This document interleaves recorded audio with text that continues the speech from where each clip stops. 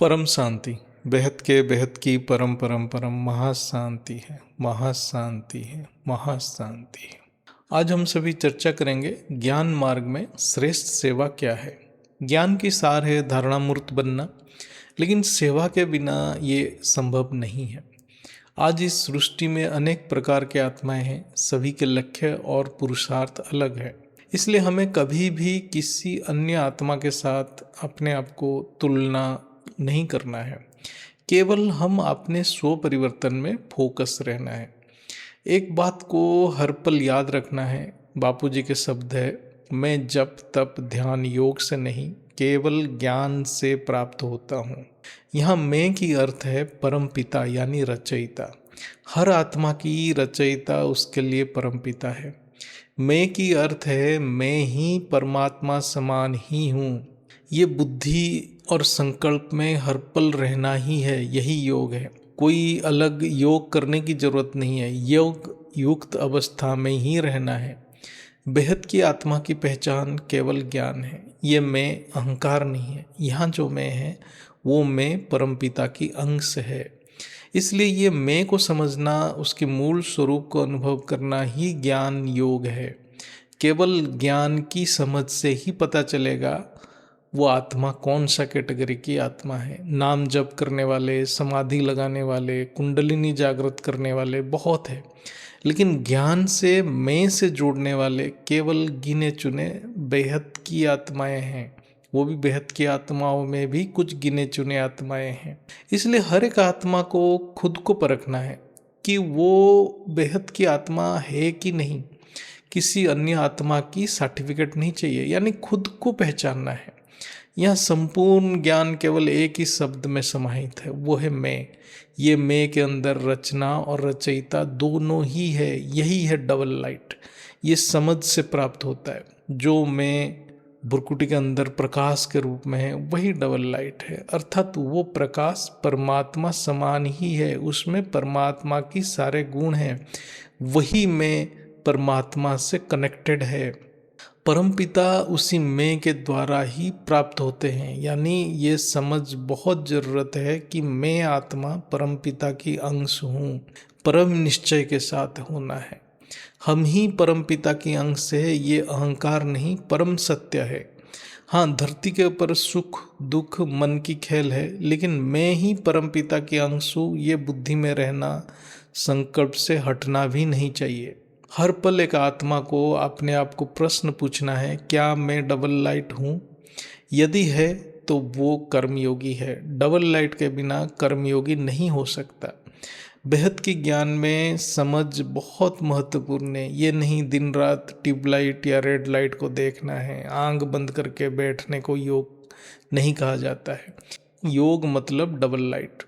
कुछ भी स्थूल में बोलने की जरूरत नहीं है। केवल मन बुद्धि और संकल्प की खेल है, अर्थात निश्चय बुद्धि, एकाग्र मन और संकल्प में अटेंशन, यही कर्म योग है। क्या इसके लिए आंख बंद करने का जरूरी है? हाँ, यदि समय है तो एक स्थान पर आंख बंद करके स्वयं को अनुभव करना बहुत अच्छा है। क्या इतना समझ आत्मा को हो गया है कि वो हर पल डबल लाइट महसूस कर रहा है? ज्ञान के समझ के बिना डबल लाइट आत्मा को महसूस नहीं होगा और बाप का रूप धारण भी नहीं कर पाएगा। हमें भी सामने वाले आत्मा को परखना है कि वो डबल लाइट है या ऐसे ही बातें कर रहा है। फिर उसी हिसाब से हमें व्यवहार में आना है।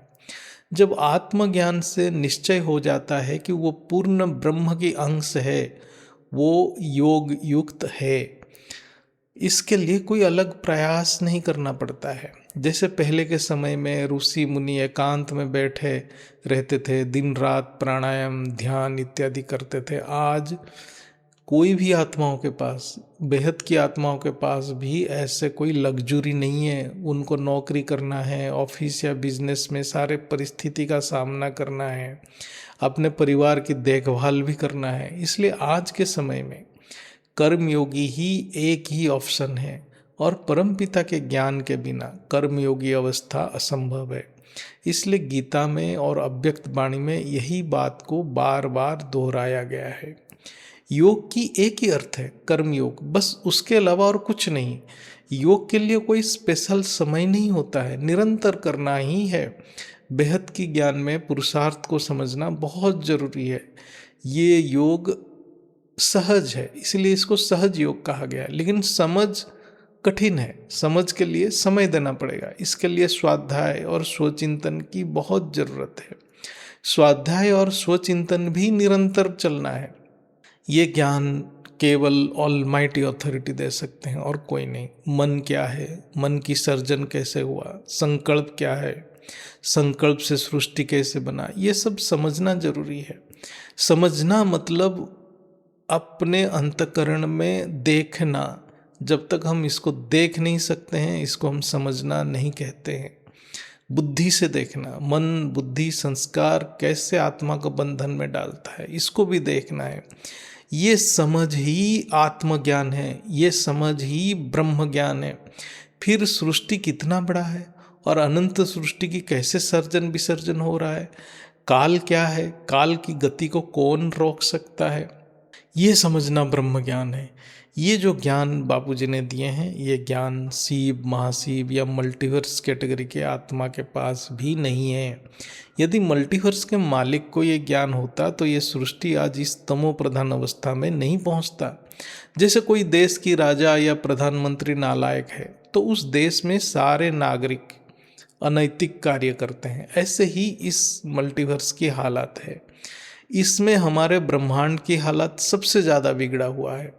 ये धरती एक कचरे की डब्बा है, इसमें रहना यानी गंदगी में रहना, इसलिए केवल कर्मयोगी बन के रहना है।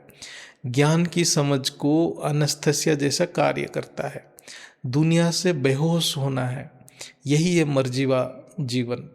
रचना और रचयिता दोनों ज्ञानी होना जरूरी है, तभी सृष्टि सनातन अविनाशी बनता है। जब शिव को पता ही नहीं कि ये सृष्टि में आत्माओं को अनगिनत कष्ट मिलता है, जब प्रलय होता है, तो क्यों वो अपने आप को रोक नहीं पाता है, कि यानी अपने सृजन को रोक नहीं पाता है। इसका एक ही कारण है, शिव महाशिव भी अपने संस्कार से मजबूर हैं सृष्टि करने के लिए और विसर्जन करने के लिए। जो अपने संस्कार से कर्म करने के लिए मजबूर हैं, उसको ज्ञान मार्ग में जीव कहा जाता है। इसलिए शिव भी जीव बन जाता है। संस्कार परिवर्तन की ज्ञान पहली बार ऑलमाइटी अथॉरिटी ने यहाँ दिया है, और ये केवल कुछ ही आत्माओं के लिए है। एलियन चाहे कितने भी कला की हो या कितने भी पावरफुल हो, जो आत्मा संस्कार परिवर्तन की समझ रखता है और निरंतर स्व परिवर्तन की प्रयत्न में लगा रहता है, वही केवल बेहद की आत्मा है, वही डबल लाइट है, वही परम ज्ञानी है। आत्माओं को सिद्धि मिल सकता है, कुंडलिनी जागृत हो सकता है, फ्यूचर प्रेडिक्ट कर सकता है, लेकिन संस्कार परिवर्तन की समझ केवल बेहद की आत्मा में ही होता है। स्व परिवर्तन से विश्व परिवर्तन की समझ केवल बेहद की आत्माओं है। कोई हिमालय में अनेक वर्ष तक तपस्या करने के बाद भी ये ज्ञान को समझ नहीं पाएगा। यही ज्ञान की समझ प्रूफ है आत्मा की क्या क्वालिटी है। जो आत्मा गृहस्थ छोड़ आश्रम या मठ या सेंटर या हिमालय आदि स्थान में बैठा रहता है, ये जान लो वो हद की आत्मा ही है, उसको ज्ञान की समझ है ही नहीं। यानी ज्ञान ही आत्मा की क्वालिटी बताता है। बहुत आत्मा बापूजी के ज्ञान में भाव से टिके रहते हैं, वो भी महान है, लेकिन बहुत कम है जो ज्ञान को समझ के ज्ञान में टिके रहते हैं। जिसके सेवा में स्वार्थ है वो कर्मयोगी नहीं है, उसके सेवा परम पिता ग्रहण नहीं करते हैं, तो वो आत्मा धारणा मूर्त बन नहीं सकता। उसको ज्ञान समझ के सेवा करना है। सेवा मतलब निस्वार्थ प्रेम, सारे सृष्टि को प्रेम करना है, निराकारी प्रेम में डूब जाना है। यदि कोई आत्मा बाप के साकार रूप को प्रेम कर रहा है और अन्य आत्मा के अंदर बाप के रूप को देख नहीं पा रहा है और अन्य आत्मा को हद की आत्मा कह के उनके अपमान कर रहा है, तो ये बाप को अपमान है और ऐसे आत्मा की सेवा निस्वार्थ नहीं होता है। इसलिए साकार बाप को समझने के लिए ज्ञान की समझ बहुत जरूरी है, क्योंकि साकार रूप को ज्ञान के दृष्टि से नहीं देखा जाए तो आत्मा माया में फंस सकता है, और फंसते भी हैं, ये हम देखते भी हैं। हर पल हम सभी को ये याद रहना चाहिए कि हम सब उसी के प्रेजेंस में, उसी के हाजरा हजूर में सारे कार्य कर रहे हैं। इसलिए हमें हर एक कार्य को निस्वार्थ और अत्यंत परफेक्टली और प्रेम से करना है। हमारे कर्म से पूरा विश्व को कल्याण होना है, अर्थात वो हर स्थान हर समय हाजरा हजूर है, ये निश्चय के साथ अनुभव करना है। ऐसे कोई स्पेस टाइम नहीं है अंतरिक्ष में भी जहाँ उसकी शक्ति नहीं है। ये है निराकारी प्रेम की अनुभूति। जब तक हम इस बात को अनुभूति नहीं करते हैं तब तक हम साकार में ही सीमित रहेंगे। जैसे अव्यक्त वाणी में मधुवन की बातें बहुत है, लेकिन क्या परमपिता इतना स्वार्थी हैं केवल मधुवन में ही आत्मा को पावर देंगे और कहीं नहीं? ऑलमाइटी अथॉरिटी टाइम स्पेस से परे है। जहाँ आत्मा कनेक्ट होगा वहाँ पावर ऑटोमेटिक मिलेगा।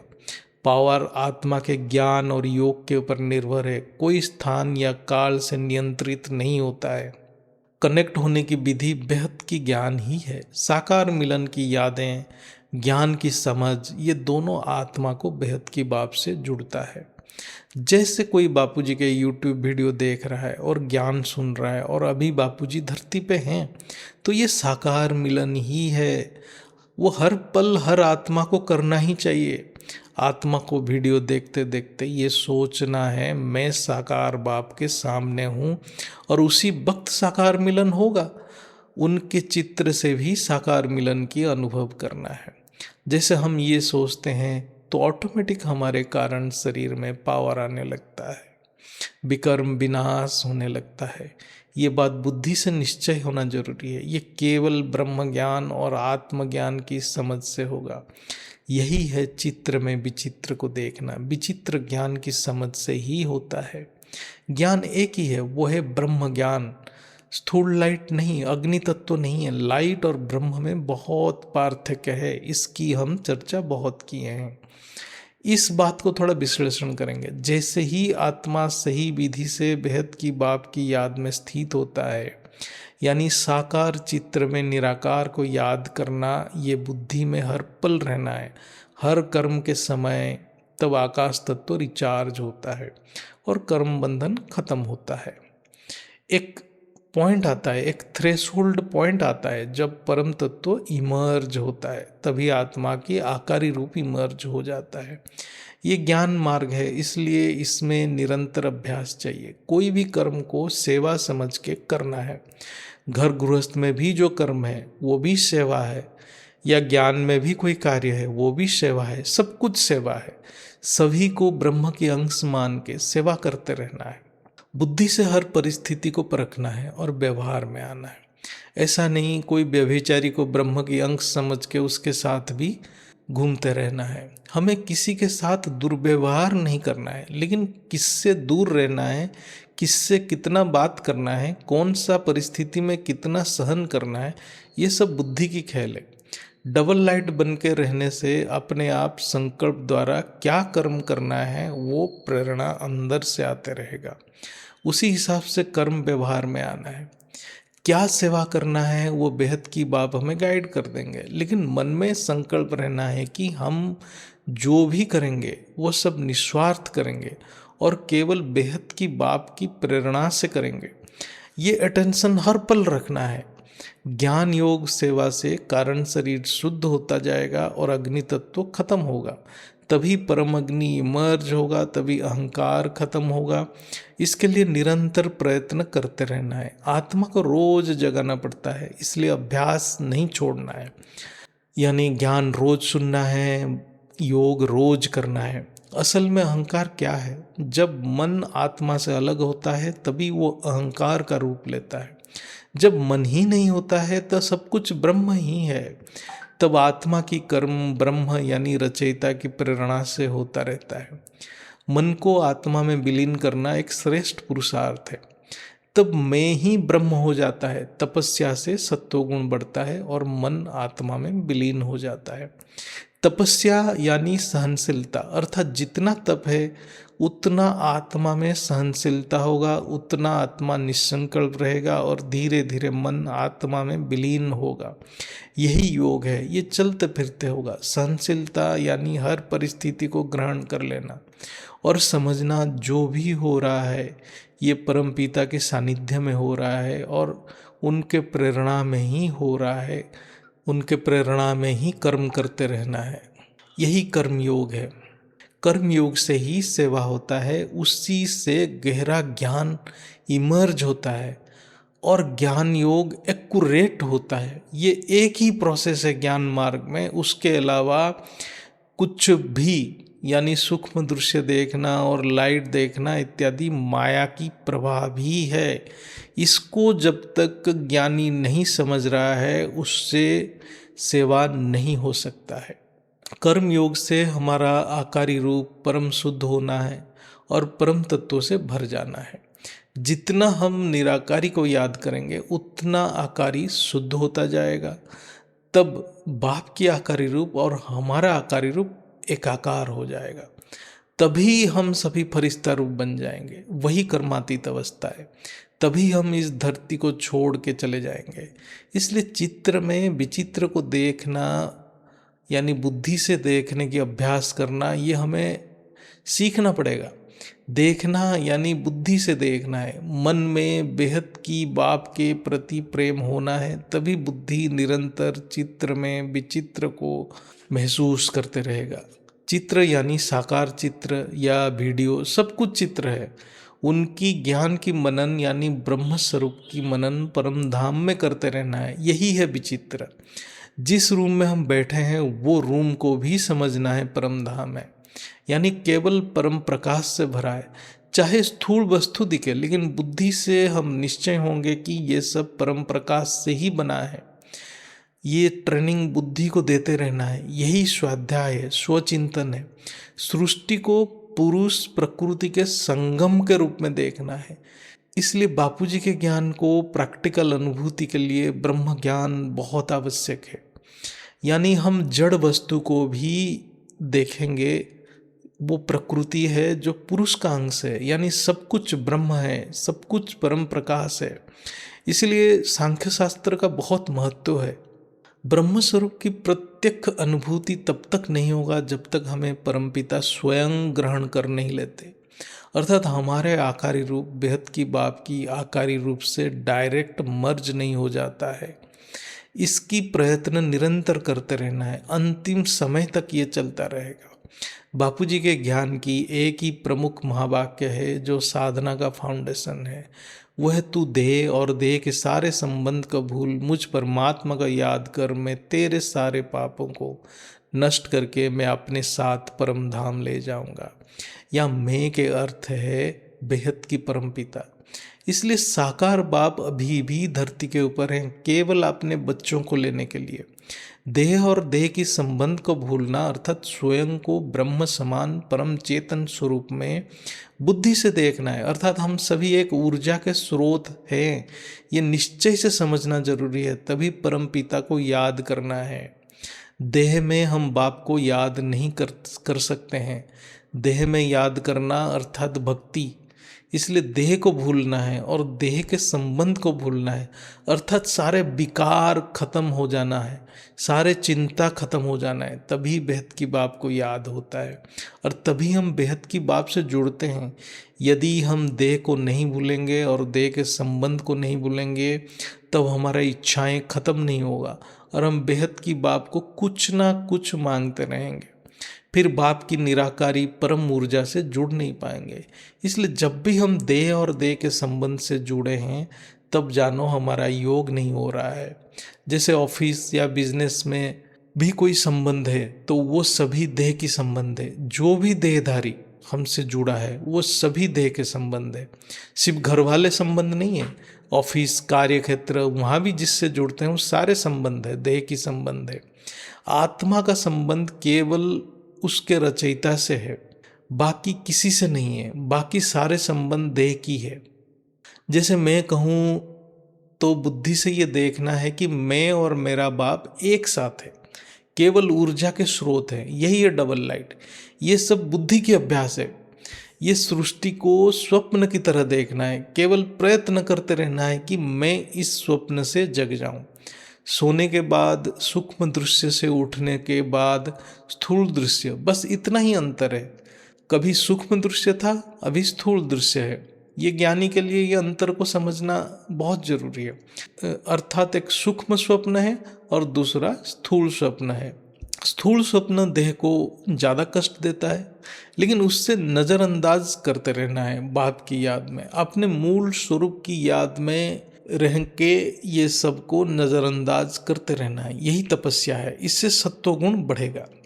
बाप हमें छोड़ नहीं सकता, हम बाप को छोड़ नहीं सकते हैं, इसलिए अच्छा है प्रयत्न करके एक हो जाएं, नहीं तो परेशानी हमें ही है।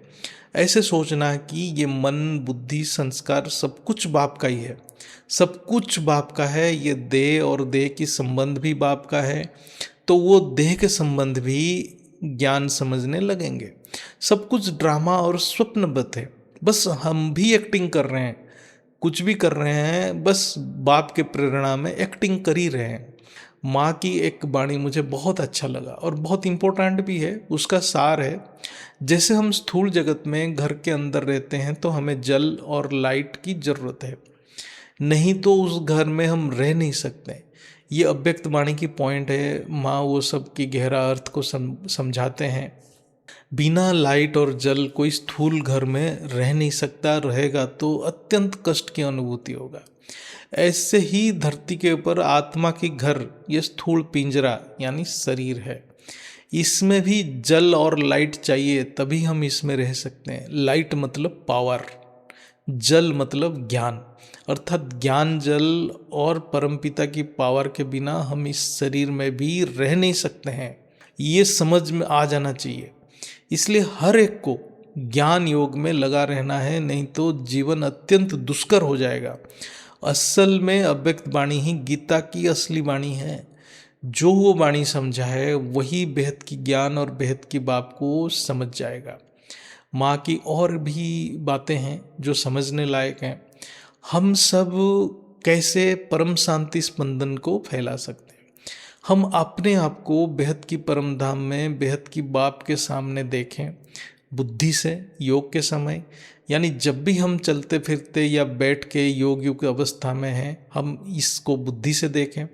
फिर एक संकल्प करें। ये संकल्प अनेक संकल्प होगा और चारों तरफ फैल जाएगा। इसका अर्थ को समझते हैं। एक संकल्प होना है, पावरफुल होना है, इसका विधि चर्चा करेंगे। जब हम दैनिक जीवन में और कोई भी समय में हम शांत है, यानी देह और देह की संबंध से मन को अलग कर लिए हैं, यानी हमें लग रहा है कि हम एकांत हो गए हैं, तब हम बुद्धि से देखने की कोशिश करें कि हम परम धाम में बेहद की बाप के सामने ही हैं। निश्चय के साथ, चाहे कुछ भी ना दिखे, लेकिन निश्चय से अनुभव करें सूक्ष्म बुद्धि से। उस समय हर एक आत्मा अपने रचयिता के निराकारी स्वरूप से कनेक्ट हो ही जाता है। परम शांति शब्द यानी स्पंदन संकल्प के ऊपर मन बुद्धि को फोकस करते रहना है जब तक मन निसंकल्प ना हो जाए। फिर एक ही संकल्प को बुद्धि से देखना है, वो है परम शांति। वो संकल्प परम धाम से जब नीचे की तरफ गति करेगा तो वो अनेक संकल्प बन के फैलेगा। जैसे मंदिर के गुंबज में कोई शब्द टकराता है तो वो अनेक शब्द बन जाता है, बहुत बार सुनाई देता है। ऐसे ही ये परम शांति की संकल्प परम धाम के गुंबज में, मतलब गुंबज मतलब उसके ऊपर और कुछ है नहीं, वहाँ से सब कुछ टकरा के नीचे आएगा, वहाँ प्रतिबिंबित होकर अनेक संकल्प बनेगा, अनेक और वो गति करेगा। ये योग से बेहद की विश्व की सेवा होगा। इसलिए योग युक्त अवस्था में हम सभी को एक ही पावरफुल संकल्प करने की प्रयत्न करना है। ये माँ जी समझाए हैं, बहुत बार समझाए हैं, मैं भी उसको समझने की कोशिश किया, तो जब समझा तो मैं बताया। वीडियो बनाना, बुक्स बनाना, ये ज्ञान देना, ये सब बेहद की सेवा है, लेकिन अंतिम और सर्वश्रेष्ठ सेवा है स्व परिवर्तन। जैसे हम योग युक्त अवस्था में एक ही पावरफुल संकल्प करेंगे तो हमारा कारण शरीर भी एक झटके में परिवर्तन हो जाएगा और आकारी रूप इमर्ज हो जाएगा। इसको हम सभी को जितना हो सके एक्यूरेटली अभ्यास करना है। बापूजी के ज्ञान और माँ की वाणी ही आधार है पुरुषार्थ का। इसलिए कोई भी आत्मा को कभी भी भटकना नहीं है या किसी भाई या बहन के बातों पे नहीं आना है। खुद डायरेक्ट ज्ञान ले और खुद डायरेक्ट एकांत में योग करें।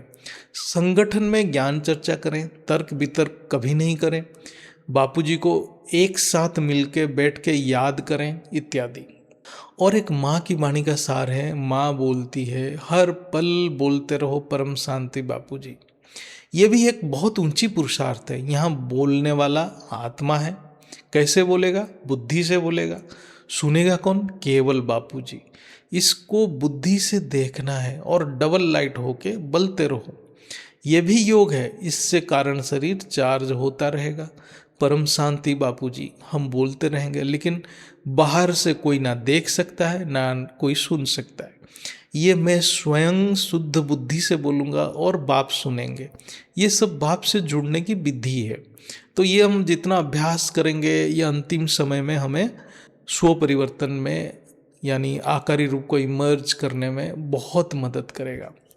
जड़ और चेतन की एक बहुत अच्छी समझ है, इसकी चर्चा करेंगे।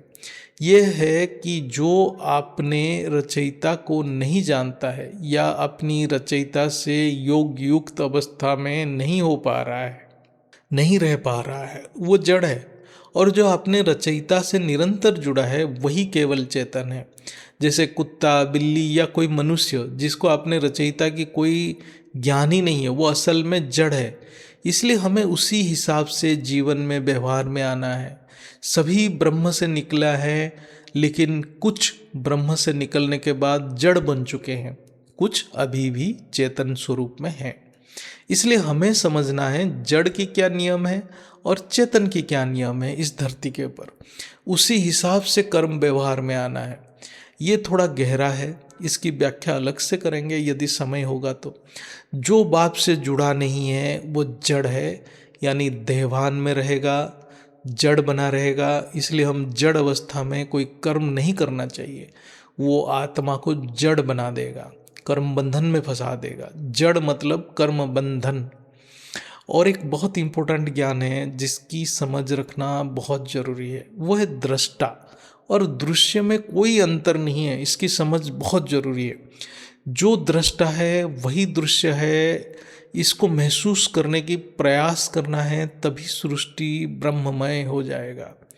दृष्टा तो मैं आत्मा डबल लाइट है और दृश्य हमारा कर्म है। ये भी हमारा कारण शरीर के द्वारा ही बन रहा है। जैसे आत्मा से कारण शरीर अलग नहीं है, ऐसे दृष्टा दृश्य से अलग नहीं है। इसलिए कोई भी दृश्य से भागना नहीं है। कुछ आत्माओं के लिए खराब दृश्य सामने आता है, ये हम सभी को समझना है, ये हमारा कारण शरीर ही है। इसलिए योग युक्त होकर अपने रचयिता से जुड़ना है और स्थिर रहना है। फिर समय ही निर्णय लेगा, जो होने वाला वो होगा। इसलिए जैसे हम अत्यंत खराब स्वप्न के समय आंख खोलने की प्रयास करते हैं, ऐसे ही कोई खराब स्थूल दृश्य सामने आते हैं, ऐसे ही मूल स्वरूप को जागृत करने की प्रयत्न करना ही पड़ेगा ज्ञान के हिसाब से। ये सब टिप्स है जिससे बेहद की आत्माएं जीवन में पुरुषार्थ करके आगे बढ़ने की प्रयास करते रहेंगे। आत्मस्वरूप ब्रह्म स्वरूप की अभ्यास हर पल करते रहना ही है। जो भी युक्ति मिलता है उसी युक्ति से करते रहना है। फॉल्स ईगो क्या है? इसका बहुत आवरण है, आत्मा के ऊपर बहुत आवरण है। मैं डॉक्टर हूँ, मैं इंजीनियर हूँ, मैं आईएएस हूँ, मैं बड़ा बिजनेसमैन हूँ, मैं गरीब हूँ, मैं दुखी हूँ, ये भी फॉल्स ईगो है। ये सब कारण शरीर की बाह्य जगत में प्रतिबिंब है। इसलिए यहाँ कोई बुद्धिमान है तो कोई बेवकूफ़ है, ये भी फॉल्स ईगो है। जो कारण शरीर की प्रतिबिंब बाह्य जगत में दिखता है उसको वो आत्मा की व्यक्तित्व कहा जाता है, क्योंकि वो कारण शरीर यानी उस आत्मा की कर्माशय को व्यक्त करता है। शास्त्र में कारण शरीर को कर्माशय कहा जाता है, क्योंकि उसी में कर्म की लेखा जोखा रहता है। व्यक्तित्व से परे एक अस्तित्व रहता है, वो अपरिवर्तनीय है, अर्थात अस्तित्व के प्रेजेंस में व्यक्तित्व परिवर्तन होता रहता है। इसलिए हमें वो अस्तित्व के ऊपर फोकस करना है। व्यक्तित्व सपना है, अस्तित्व जागृत अवस्था है। व्यक्तित्व अहंकार है, अस्तित्व अहंकार शून्य है। जब तक वो अस्तित्व को नहीं समझ रहे हैं तो हम फॉल्स ईगो में फंसे पड़े हैं। फल्स ईगो की अर्थ है जड़ता, जड़ अस्तित्व चेतन की स्रोत है। आत्मा से मन अलग हुआ तो अहंकार आया, ईगो। नहीं तो ईगो कोई है ही नहीं, मन भी नहीं है, ईगो भी नहीं है, अहंकार भी नहीं है।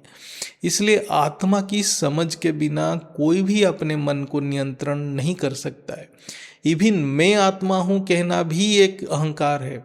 इसलिए ये कहना जरूरी है, ये बुद्धि में देखना जरूरी है कि मैं परमपिता की अंश हूँ, परमपिता की संतान हूँ। तभी अहंकार, ईगो संपूर्ण डिजॉल्व होगा, तभी आत्मा निमित्त बनेगा, सेवा में निमित्त बनेगा। नहीं तो बोलेगा मैं सेवा कर रहा हूँ। बाप और बच्चे में क्या अंतर है? बाप बेहद की सागर है और बच्चे बेहद की एक बूंद है, बूंद के बूंद हैं। इसलिए बाप बाप है और बच्चे बच्चे हैं। सागर से बूंद है, बूंद से सागर नहीं है। बेहद की बाप अव्यक्त स्वरूप धारण करके सारे ज्ञान दिए हैं। बच्चे अव्यक्त स्वरूप धारण करने के लिए ही स्ट्रगल कर रहे हैं, पुरुषार्थ कर रहे हैं। इसलिए बाप और बच्चे में बहुत अंतर है। एक है रचयिता, एक है रचना। यही है द्वैत की कॉन्सेप्ट। जब ये समझ आ जाए कि सृष्टि के हर एक कण में एक ही की शक्ति प्रवाह हो रहा है, यानी जड़ और चेतन एक ही से निकला है, तो हो जाता है अद्वैत। इसलिए द्वैत और अद्वैत को समझना बहुत जरूरी है। ब्राह्मण जीवन की फाउंडेशन ही है निश्चय। इसलिए निश्चय की महत्व बहुत है, क्योंकि जब तक आत्मा अव्यक्त स्वरूप को धारण नहीं कर लेता है, उसको ज्ञान के ऊपर निश्चय रखना ही पड़ेगा, समझ के ऊपर निश्चय रखना ही पड़ेगा। कोई सूक्ष्म दृश्य से उलझना नहीं है। ज्ञान ही योग का फाउंडेशन है। ज्ञान की अर्थ है समझ, योग का अर्थ है हर पल क्लीन एंड क्लियर बुद्धि, अर्थात केवल परमपिता की प्रेरणा से कर्म करते रहना है, कोई कंफ्यूजन नहीं रहना है। सेवा की अर्थ निमित्त और निर्माण, अर्थात हर एक कर्म एक दिव्य सृष्टि निर्माण की ओर होना है और केवल निमित्त बनना है, अर्थात अहंकार से मुक्त होना है। धारणा की अर्थ है डबल लाइट। इसकी चर्चा बहुत हो चुका है। यानी संक्षिप्त में आपको समझना है ज्ञान क्या है, योग क्या है, सेवा क्या है, धारणा क्या है। निश्चय के अर्थ है कभी ये प्रश्न नहीं उठना चाहिए कि क्या सर्वशक्तिमान बाप मेरे साथ है, क्या मैं उसकी संतान हूँ। इसमें कभी अनिश्चय नहीं होना चाहिए। ये प्रश्न उठते ही बाप का साथ छूट जाता है। ये सृष्टि को स्वप्नबद्ध देखना है, इसके लिए अभ्यास चाहिए। निश्चय बुद्धि से केवल परमपिता को सत्य मानना है। वो हमारे साथ हर पल है, उनका आकारी रूप है, उसको थोड़ा थोड़ा महसूस करते रहना है। ये बुद्धि से समझ लेना है कि इस सृष्टि से ना कोई न्याय या शांति मिलने वाला है, क्योंकि ये सृष्टि अत्यंत तमो प्रधान है। इसलिए मरजीवा बन जाना है। हमें केवल अपने स्व में स्थित होकर परम पिता को परम धाम में बुद्धि से चिंतन करते रहना है। इससे हमारा आकारी रूप बाप के आकारी रूप से कनेक्ट होगा और हमारे अंतकरण में प्रेरणा मिलते रहेगा और उसी हिसाब से हम कर्म करते रहेंगे। हम तभी हर एक कर्म के निमित्त बनेंगे और सारे इच्छाओं से मुक्त होकर कर्मातीत बनेंगे। और एक समय आएगा जब हमारे आकारी रूप बाप समान बन जाएगा और आकारी बाप से मिल जाएगा। यही है फरिश्ता स्वरूप, यही है कर्मयोग, यही है प्रोसेस, यही है विधि। इससे क्या होगा, हम कठिन परिस्थिति की सामना कर सकते हैं, नहीं तो भाव में आ जाएंगे। हमसे जो करवाना है वो बाप करा लेगा। हमें सिर्फ संकल्प से जुड़ा रहना है और बाप से प्यार होना है। परम शांति केवल आत्मा में ही है, शरीर में नहीं है, सृष्टि में नहीं है, किसी जड़ वस्तु में नहीं है। आत्मा की अर्थ है डबल लाइट, मैं आत्मा परम पिता की संतान। इसलिए हम कितना भी सेवा कर लें, जब तक हम आत्मा में स्थित नहीं होते हैं, वो सेवा बाप से ग्रहण नहीं होता है। संकल्प बहुत इंपॉर्टेंट है, बाकी काम बाप की है। जितना हम चित्र में विचित्र को बुद्धि से देखेंगे और ये महसूस करेंगे कि आकारी रूप हमारे साथ साथ है, तो बिना विचलित हो आगे बढ़ेंगे तो हम कोई भी परिस्थिति की सामना कर सकते हैं। इसलिए यही है कर्मयोग। अव्यक्त वाणी में इसकी बहुत चर्चा है, लेकिन एक्चुअल विधि बापूजी ने बताए हैं, माँ वाणी से बताते हैं। जब इंद्रियां कारण शरीर के प्रभाव में चलता है तो कर्म बनता है। क्योंकि कारण शरीर इच्छाओं की शरीर है, इसलिए स्व स्थिति में रहकर निराकारी से कनेक्ट रहना से आत्मा कारण शरीर से मुक्त हो जाता है। यही साखी दृष्टा है, वो तभी डबल लाइट बन जाता है। जो साखी की भी साखी है, जिसको हम परम साखी कहते हैं, वही डबल लाइट है। तब इंद्रियां ऑटोमेटिक मूल प्रकृति की संस्कार से चलता है, यानी परम पिता की संकल्प से चलता है और निष्काम कर्म होता है। यही है कर्मयोग की कॉन्सेप्ट। इसलिए परम पिता के ज्ञान के बिना कोई कर्मयोगी नहीं बन सकता है। परम पिता की ज्ञान और उनकी कृपा के बिना, उनकी पावर भी चाहिए। प्रकृति को समझना पड़ता है, पुरुष समझ से परे है।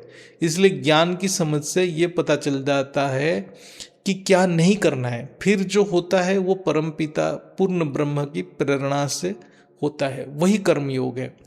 आज की चर्चा यहीं ख़त्म करते हैं। बापूजी, माँ जी को नमन, बंदन, चरण स्पर्श। बेहद की परम शांति, बेहद की परम शांति, बेहद की परम शांति।